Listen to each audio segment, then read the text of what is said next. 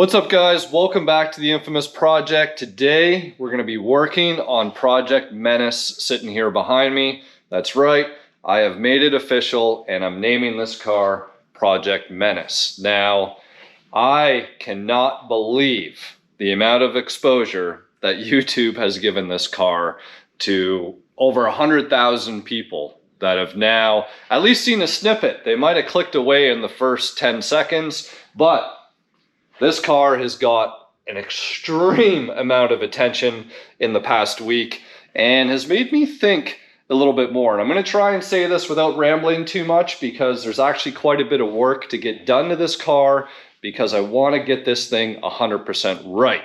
Before I do, I just want to say, as in the last video, if you guys haven't checked it out, and this is your first time seeing this car, be sure to check that video out. It was nothing that I intended it to be. To me, it was just rolling another car off a trailer and going through trying to get it started like I would with any other Fox.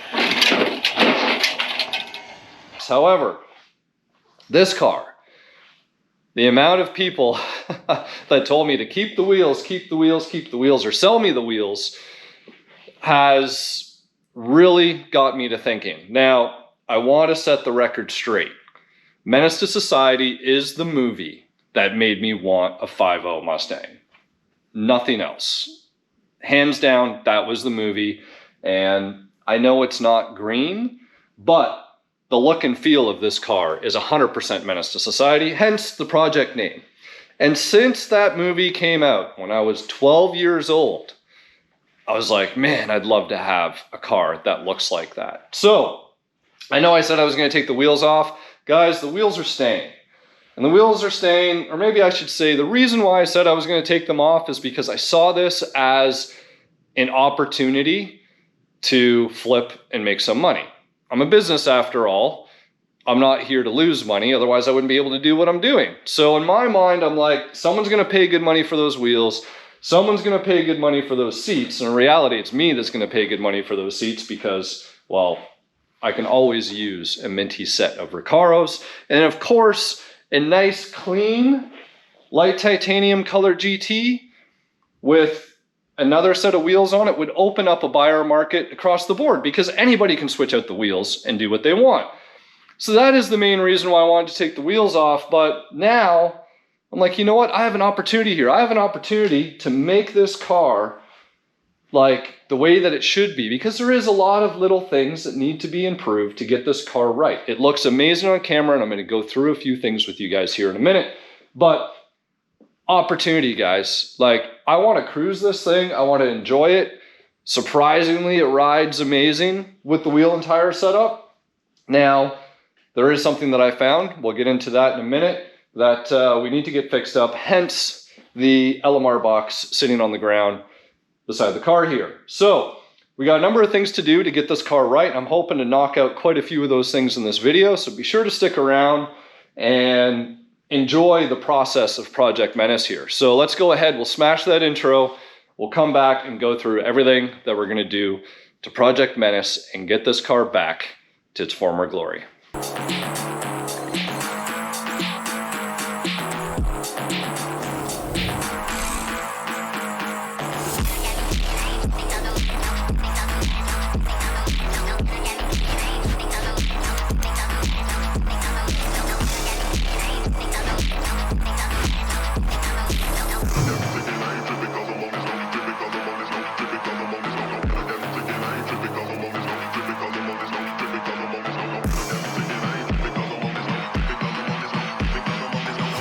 All right, guys, so let's get started. Before we do, I almost forgot the power of social media. Somebody actually put me in touch with the owner who owned the car before it got stolen, and we actually went back and forth a little bit.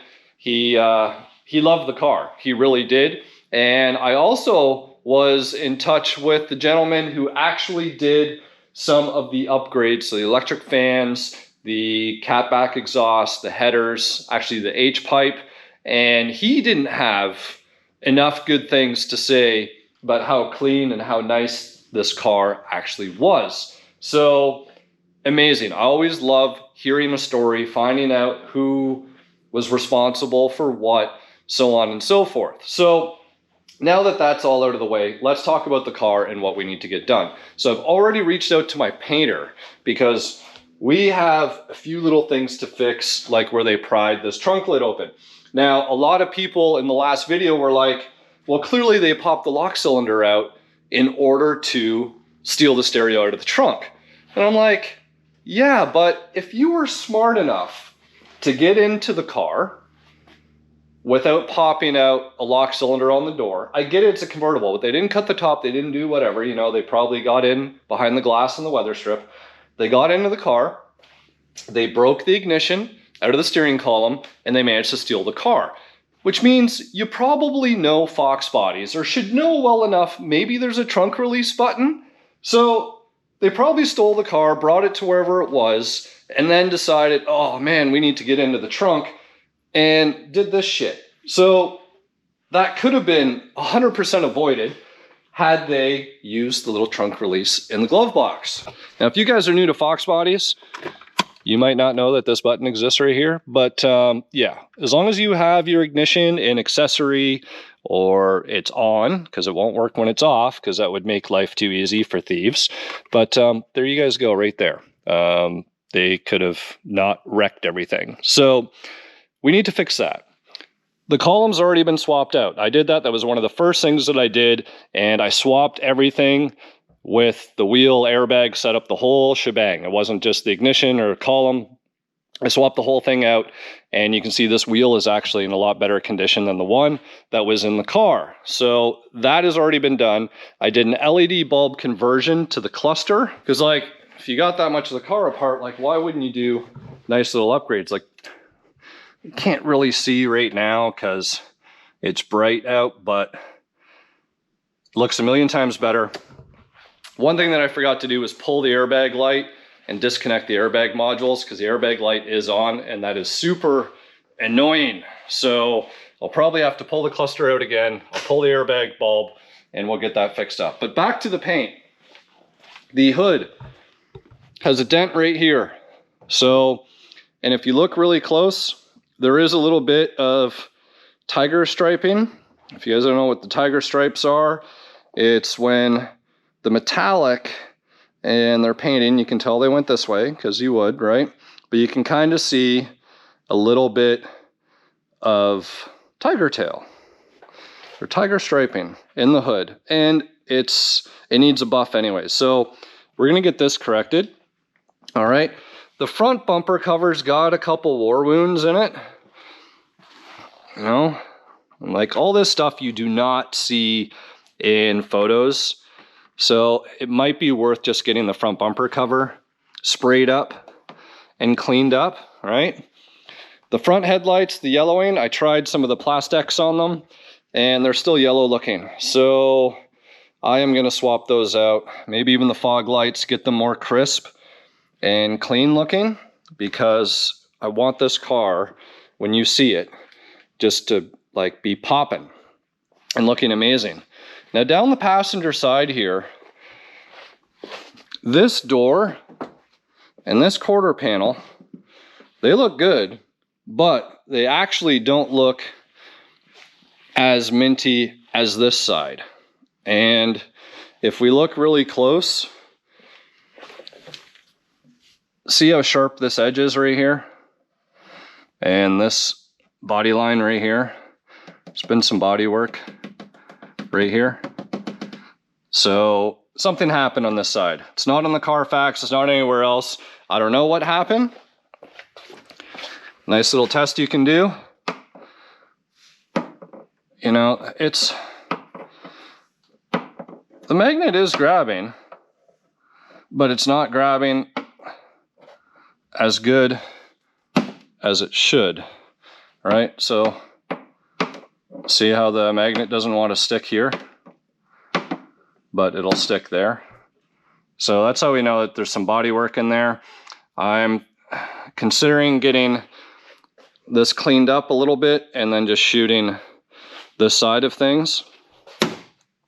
We'll see. We'll get with my painter. Like, so many people will be like, oh man, that's not even worth addressing, but I'm here to help educate and inform you guys that what we see on camera, what we see in pictures, Looks really nice, don't get me wrong, it's a beautiful car. It really is. Just a few little things that we need to do. Trim. Here's another one. See this? All right. Got to fix the trim. Looks like somebody tried to hit it with something and it's almost like a textured look. And I'm not sure why or how that came to be, you know, cowl panel.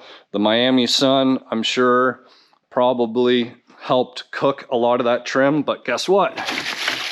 We got some of the new door pieces here, and this one you can see this is actually deteriorated. So we're gonna get those swapped out, spray the handles, spray the mirrors, spray around the windshield, cowl panel, rear hockey sticks. Like I said, I'm probably gonna just shave this right off, guys. We'll leave this smooth. And luggage rack, I'd love to shave it all off, but it's a lot of work. So I think for it being a convertible, we'll keep the essence, or it'd be easier to actually find a coupe trunk lid, but that's what we're gonna do there. So that is, in terms of trim and paint, that's what needs to be done. Now the wheels. So again, the power of social media. I have never owned a set of wire wheels in my life. I've always thought they were cool, just never had a set. You can ask me about Bourbettes, you can ask me about HREs, or Oz, or ROH, or any like Euro wheel, and we can have a conversation for hours. We talk about wire wheels, I don't know shit. So thankfully a lot of people have educated me, some in nicer ways than others, but like, I get it. When you're an authority on something, you expect that everybody else should know what you know. So I have learned, and there's quite a bit of rust on these spokes.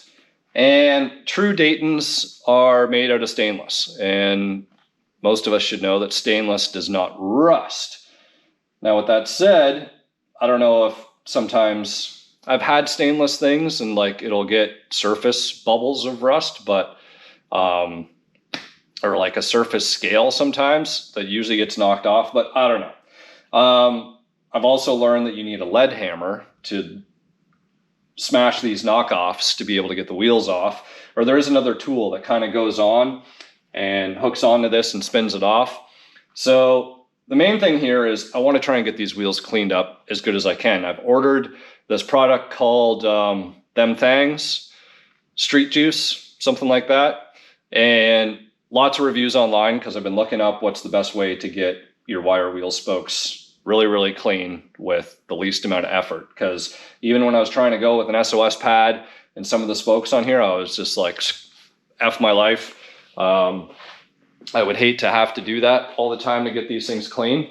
So we'll get the wheels clean, and that should pretty much do it for the exterior of the car. Now, the underside, I have found, so a couple days ago, I was actually starting to try and film this video. I'm like, yeah, you know, the alignment seems a hair off, especially after I swapped the column, and I noticed it, the wheel wasn't 100% straight. And I was like, you know what, I'll put my Quick Trick alignment tool on it. I got underneath the car to find out that there's a bent inner tie rod end. So I got a little bit of footage there. I can show that to you guys so you can see it. Oh, check out this bent tie rod.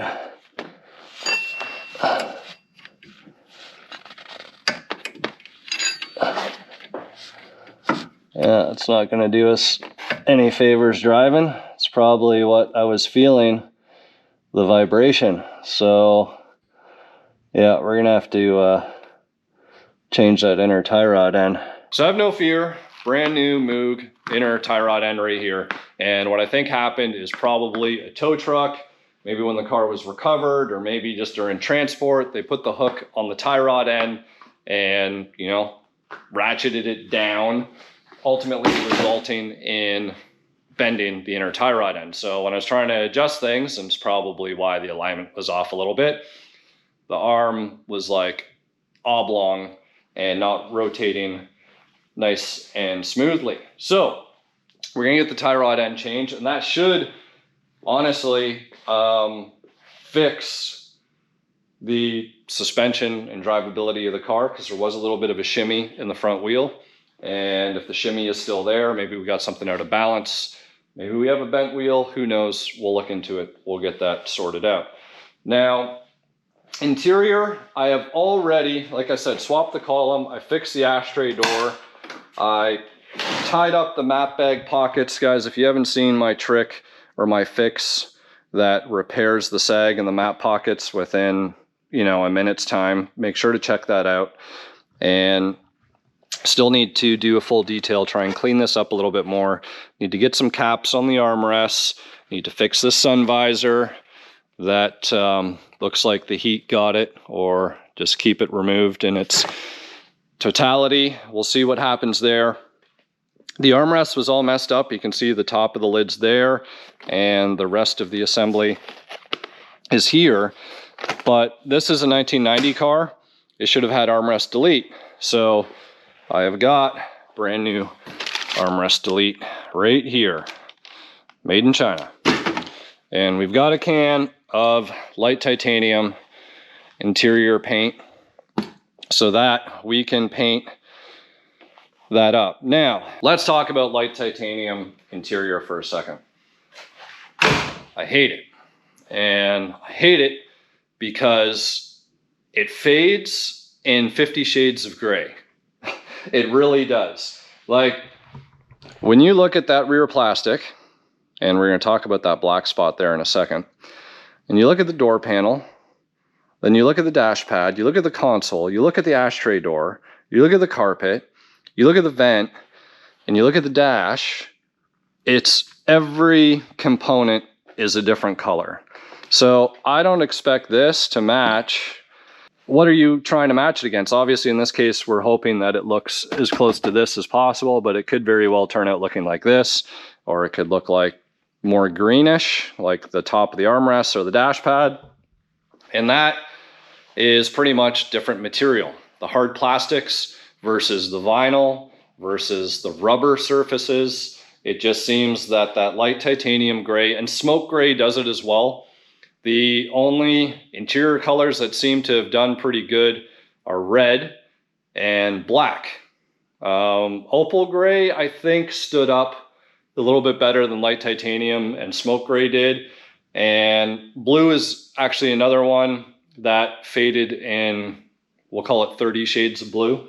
But it is what it is. Ultimately, if you wanted this thing to be like minty mint, you would actually probably re-dye the whole interior. I'm not going to get that involved in this car. I'm really not, because the interior is really clean. It's a nice driver. And I just want to fix the few things that need to be fixed. Now, the black spot that I told you guys about earlier, there was actually chunks of vinyl missing out of here. So they must have put something that was fairly large and fairly sharp maybe in the back seat or whatever it was. And it must have like cut into the vinyl. And there was 3 huge chunks that were out of here. So I was messing around the other day. I used some automotive goop and some sandpaper, texture spray, more sandpaper, and kind of got it to this condition here. Now, I don't think it's 100%, but it's a million times better than it was. And now with the paint, I should be able to spray on top of this, and we'll see what it looks like. I'm sure it's, like I said, it's not going to be perfect, but it's going to look a million times better than it did.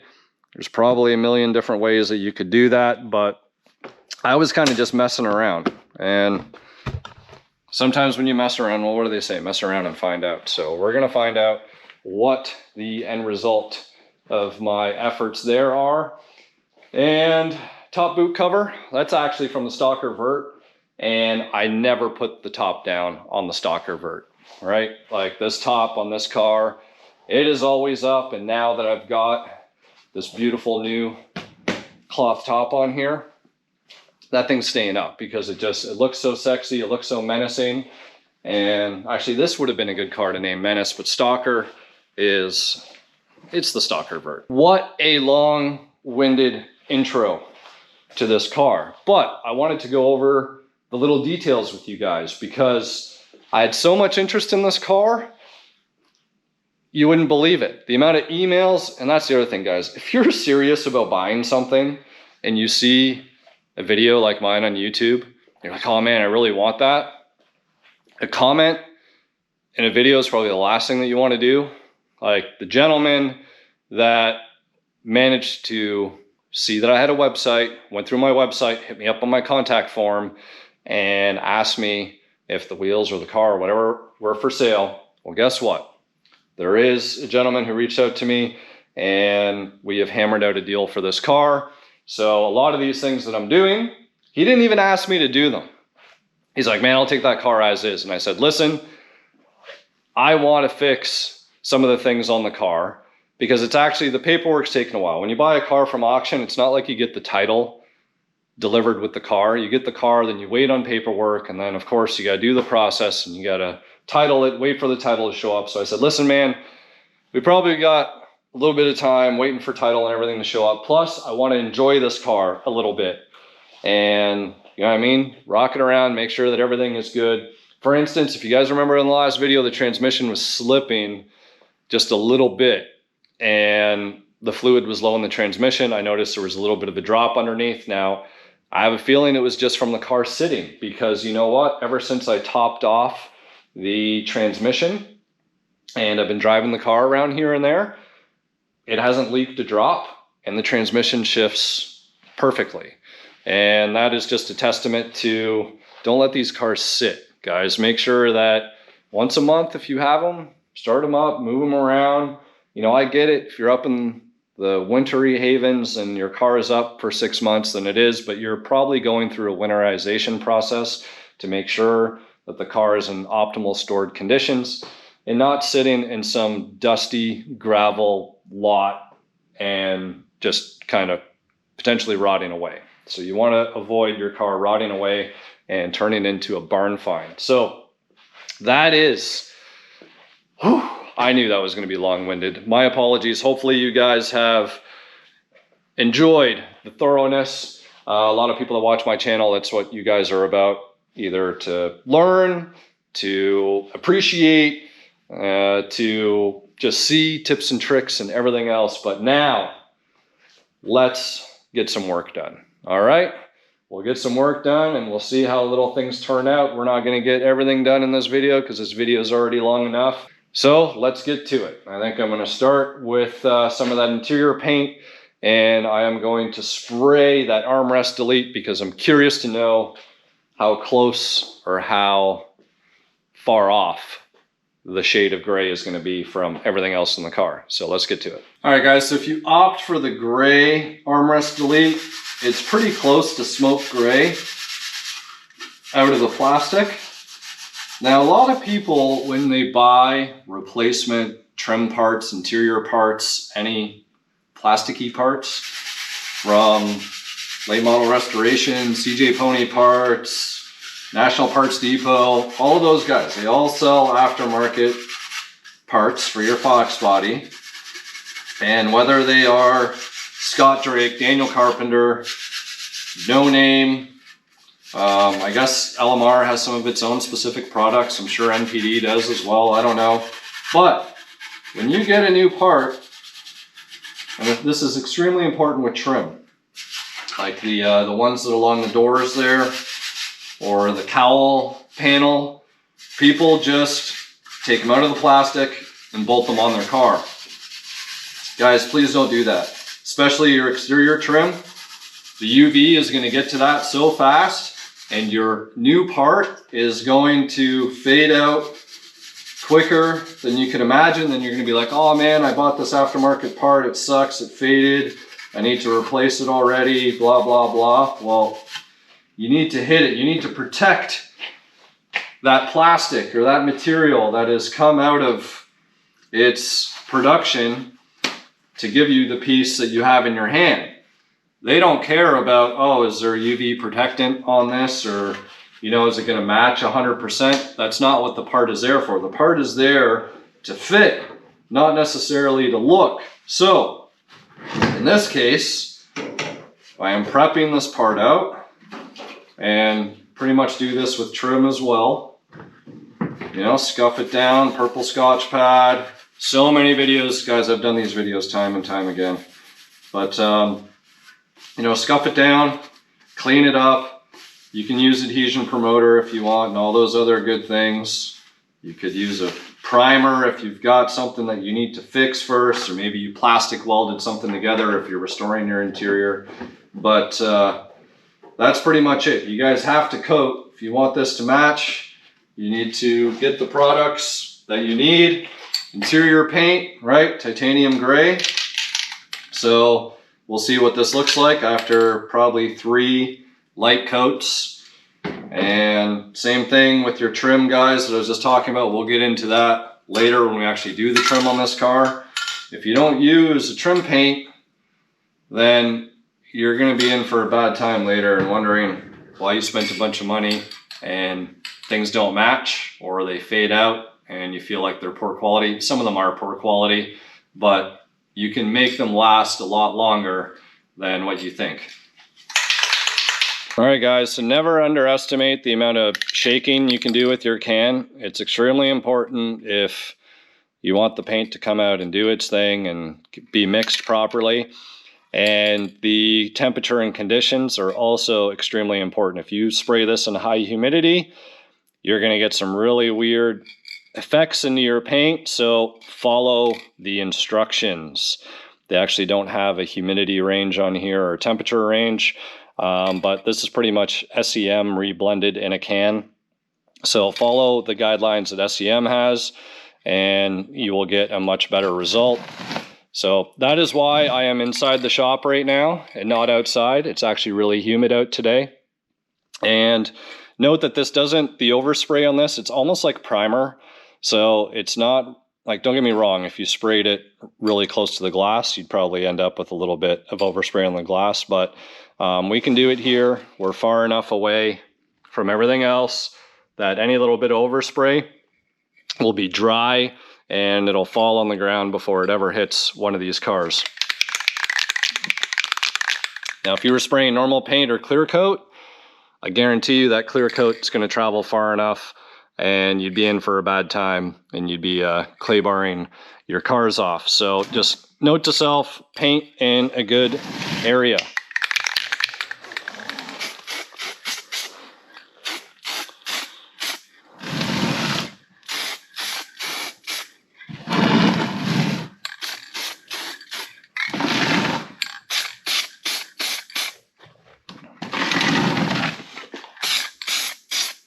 Well, it looks pretty good, actually.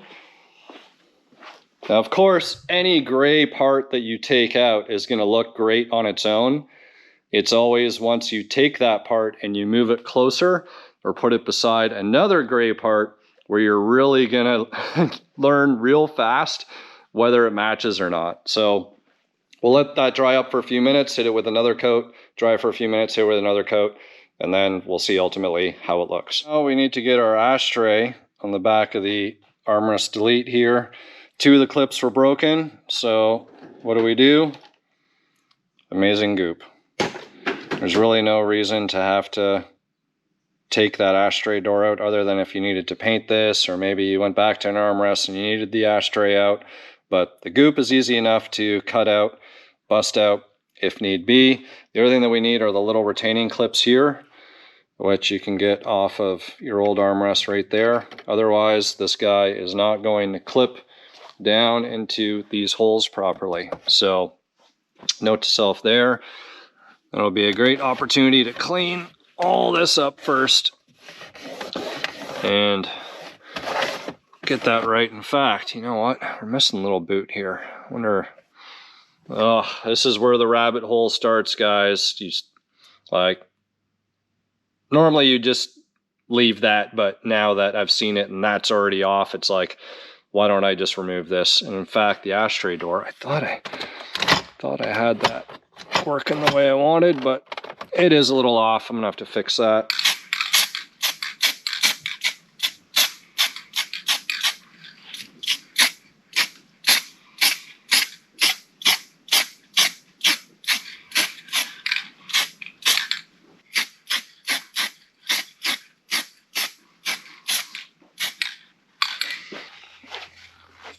Some of you guys might be like, you're crazy for spraying that in the open in the car. Like I said, the interior paint, overspray is so minimal.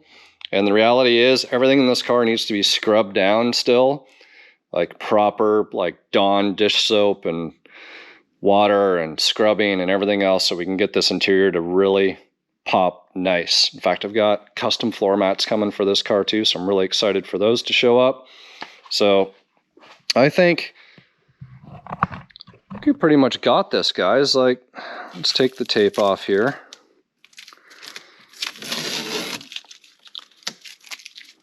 Another thing about interior paint is it dries super quick. Now the cure time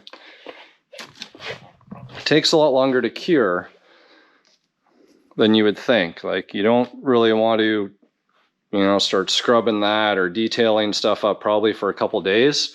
But if you walk around now, if you're looking over there, like that turned out pretty good. There's still, you can see because the paint's still a little wet. Once that dries up, like, that's way better than the gashes. And guys, they had a piece of duct tape and you could see all the old duct tape glue was over that. I'm actually really happy with the way that that turned out.